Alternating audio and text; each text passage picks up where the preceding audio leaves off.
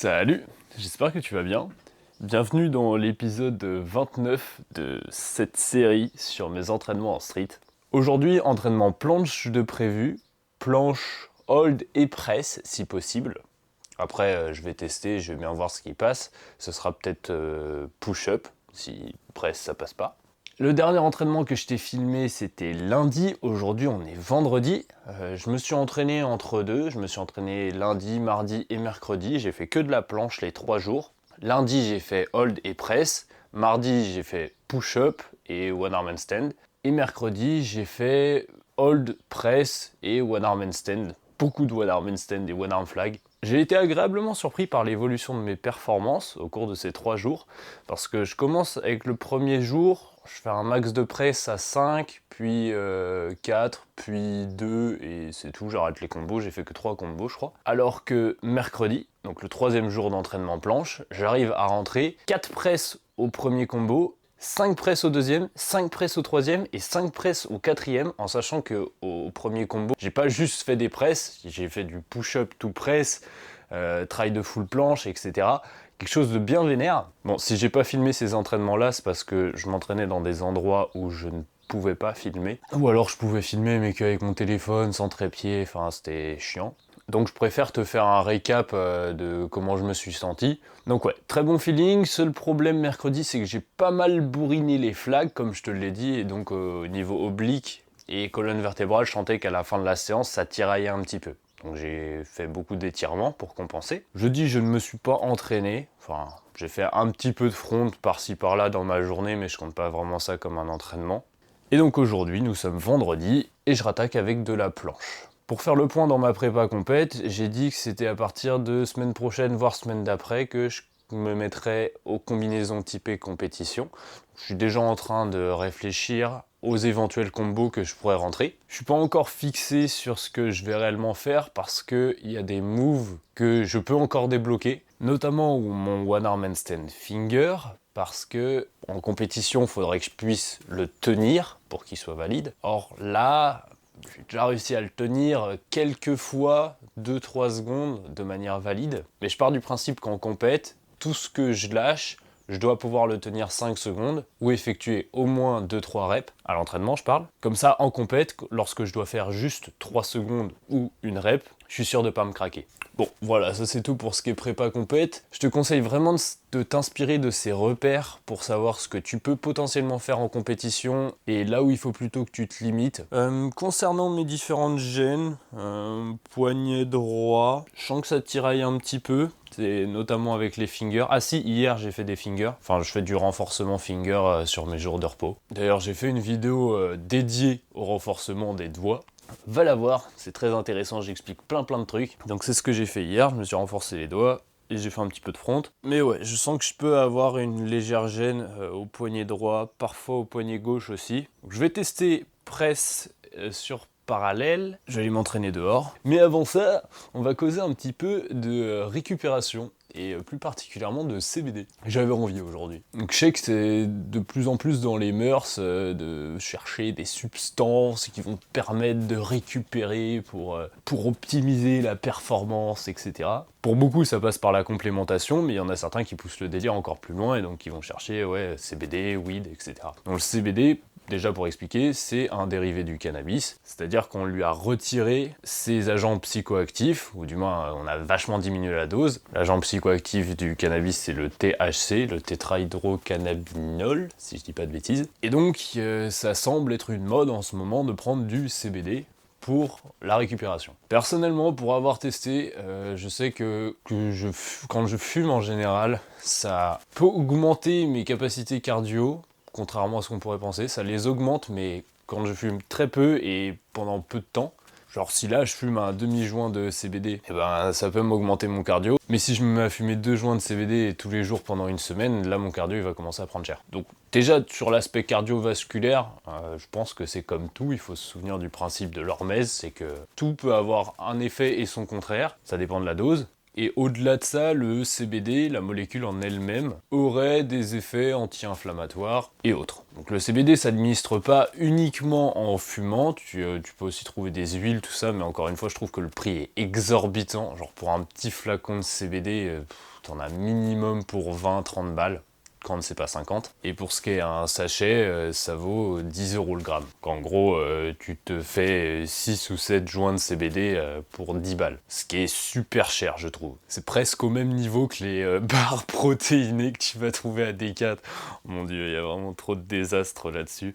Un jour, je ferai des vidéos sur l'alimentation parce que là, je sens que rien ne va plus. Enfin voilà, les études scientifiques disent que peut y avoir des effets bénéfiques à prendre du CBD. Je pense qu'il faut considérer le mode d'administration. Donc déjà, est-ce que tu le prends en fumant ou est-ce que tu le prends en huile? Perso, pour avoir testé les deux, en huile, ça détraque le bide plus qu'autre chose et j'ai pas observé de gros effets. Et quand je le fume, ça détend, mais en même temps, ça... T'as pas l'impression que c'est de la bonne détente, tu vois. Si tu vas dormir après ça, même si tu t'endors vite, le sommeil est pas nécessairement plus récupérateur. Ça, c'est ce que j'ai pu observer à titre personnel. J'ai des potes qui m'ont dit que sur eux, c'était plutôt cool. Encore une fois, vaut mieux se faire son propre avis. Encore une fois, je pense qu'il faut garder à l'esprit que toutes ces petites substances, cette complémentation en général, ça reste des détails. C'est-à-dire que si tu t'entraînes bien, que tu manges, tu dors, t'as déjà fait 80% du taf en fait. Tout le reste, ça reste des détails, comme on les appelle. Même si tu réponds super bien au CBD par exemple, ou je sais pas quelle autre complémentation, de la créatine mettons, ça va pas faire augmenter tes performances de 20% en une année, tu vois. Tu prends deux personnes, exactement les mêmes, l'une qui tolère très bien, qui répond très bien au CBD et l'autre pas du tout. Elles suivent le même programme d'entraînement, mettons prise de masse, je suis pas sûr qu'à la fin de l'année, t'es ne serait-ce que 100 grammes de différence entre les deux personnes. Donc est-ce que ça vaut vraiment le coup de payer 50 balles tous les mois pour de l'huile de CBD ou de payer 50 balles tous les mois pour se blinder de créatine ou de protéines ou de je sais pas quel autre complément un peu douteux? Bon, en vrai, créatine, c'est l'un des plus étudiés, mais il y en a beaucoup, c'est quand même bien de la merde. Enfin, je te laisse te faire ton propre avis là-dessus, et en attendant, je vais les montrer, hein. C'est parti.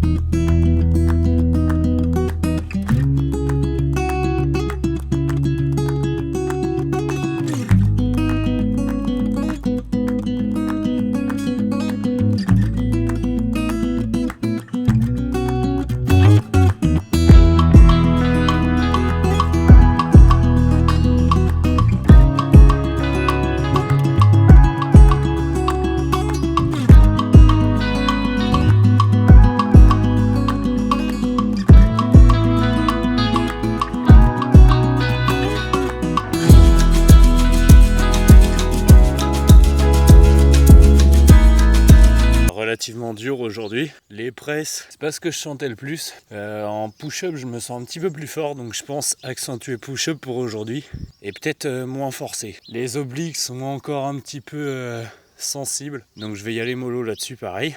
J'ai la sensation d'avoir un petit peu désensibilisé mon système nerveux et les quelques courbatures que j'ai encore au grand dentelé m'aide pas, on va dire. Donc ouais, je vais prendre un petit peu de repos et je vais essayer quelques push-ups. Peut-être que je ferai du sol si je sens que les paras c'est pas plus fou que ça. J'ai encore mon bras droit qui plie avec ma mobilité restreinte au poignet droit et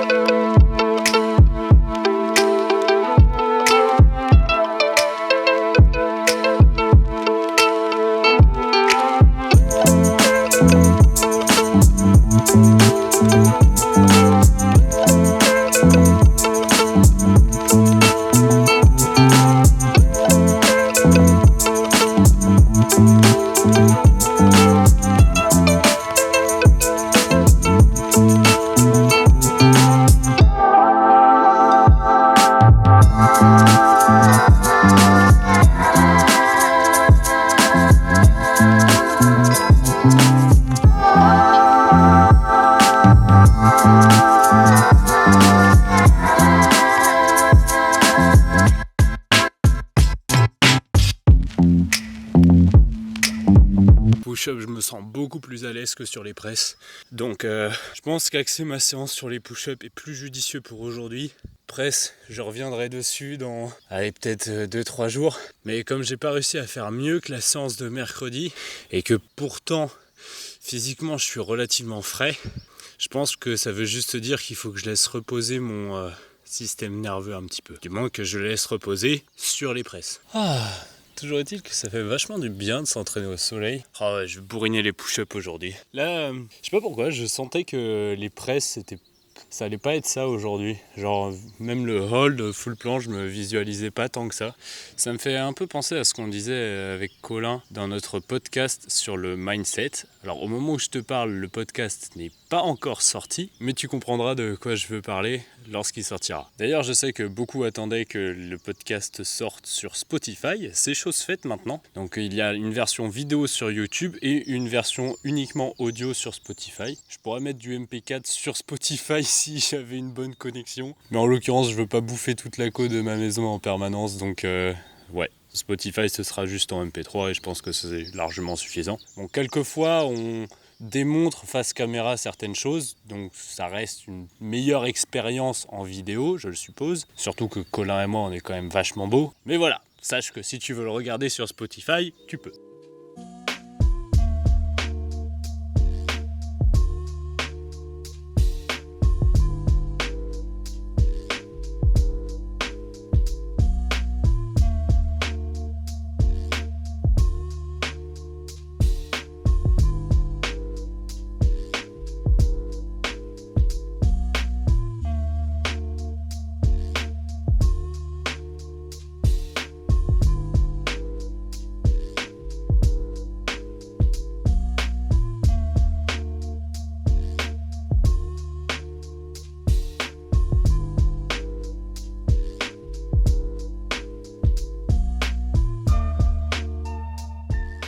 Bon, là je vois que je ne peux plus performer davantage.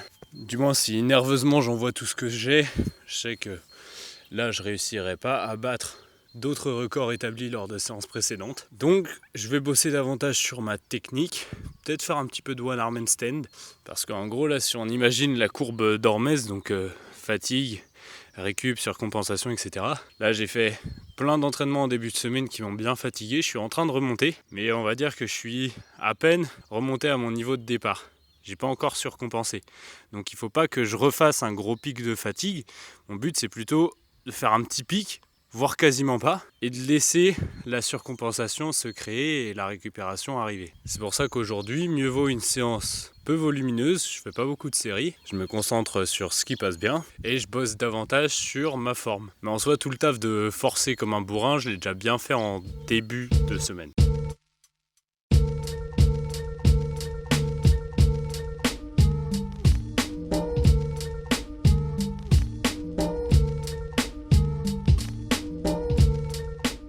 Là, je sens que la forme, ça passe bien, donc je vais pas forcer plus que ça, que de la forme. Et même, comme je te l'ai dit, début de séance, je visualisais pas trop tout ce qui est presse, et c'était pas non plus ce qui me motivait le plus, mais c'est ce que j'avais plus ou moins prévu, donc ça me dérangeait de déroger à ce que j'avais prévu. Mais bon, comme je l'ai expliqué précédemment, là je suis dans la remontée, donc il faut pas que je me fatigue bêtement. Mon but c'est d'accompagner cette remontée et surtout d'assimiler la bonne forme, parce que j'ai ça forcé comme un bourrin habituellement et j'ai aucun souci, mais réussir à être vraiment clean dans mon exécution, c'est ce qui me pose plus de problèmes.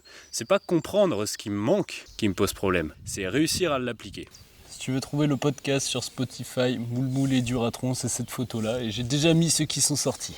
Va mettre une petite évaluation si tu aimes bien, parce que c'est grâce à cette évaluation-là, les pouces bleus, les commentaires, qu'on a du référencement, et donc on continue de produire du contenu.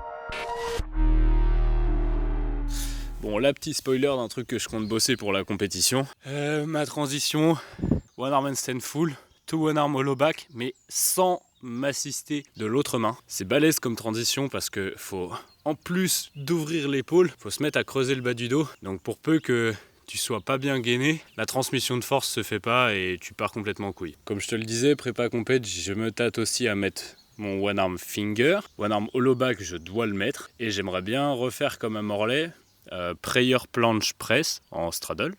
Et je descends sur le côté, je remonte en flag. Bah tu sais quoi, je vais essayer de la faire. Comme ça tu verras de quoi je parle.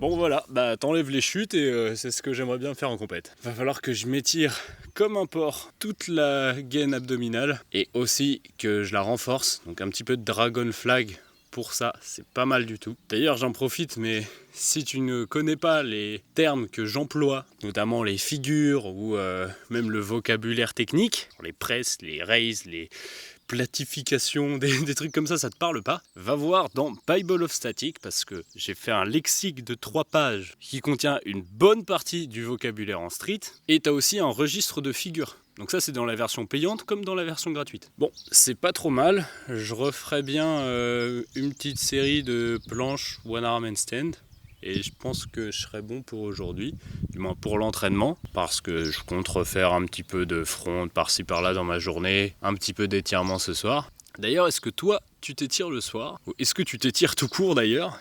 Et comment tu t'y prends? Est-ce que tu étires tout le corps à chaque fois? Réponds dans les commentaires et va voir la vidéo que j'ai faite sur le sujet. Enfin, à vrai dire, j'en ai fait plusieurs. J'en ai fait une qui s'appelle Fais ça et évite toutes les blessures ou un truc du genre. Et j'en ai fait une autre sur quand s'étirer. C'est vraiment une bombe de connaissances.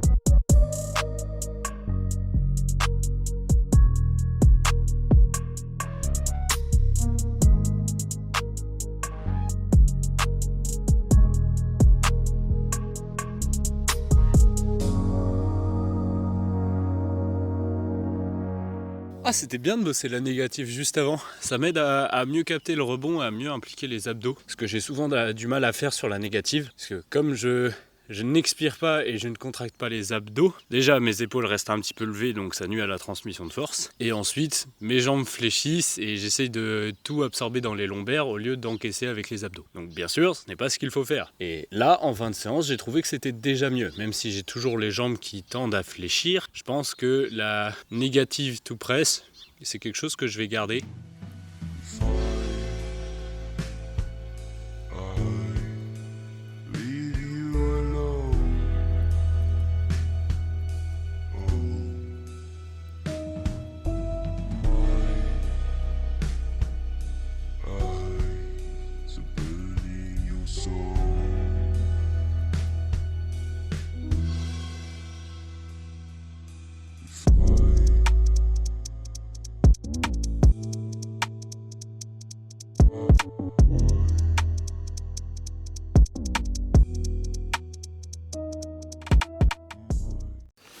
Magnifique ça, je viens de recevoir Bible of Static, 10 exemplaires. Justement, si tu viens au rassemblement de Rennes organisé par Jules le 21, donc c'est le 21 avril 2024, je crois que c'est l'après-midi. Si tu veux davantage d'informations, tu demandes à Jules-du-8 LC-8 SW sur Instagram. C'est lui qui organise le rassemblement. Et à ce rassemblement, j'aurai des bibelots du statique que je vendrai à 50 € l'unité. J'espère que tu pourras t'y rendre. Parce que la dernière fois que je suis allé à un rassemblement au Mail, il y a des abonnés qui m'ont reconnu, ça m'a fait super plaisir. Il y en a même un qui a pris une photo avec moi, big up. Donc allez, je vais faire une dernière presse bien clean. J'ai visualisé 2-3 minutes là sur la presse, sur le fait de m'étendre. Donc je vais finir avec une presse bien clean et je remballe.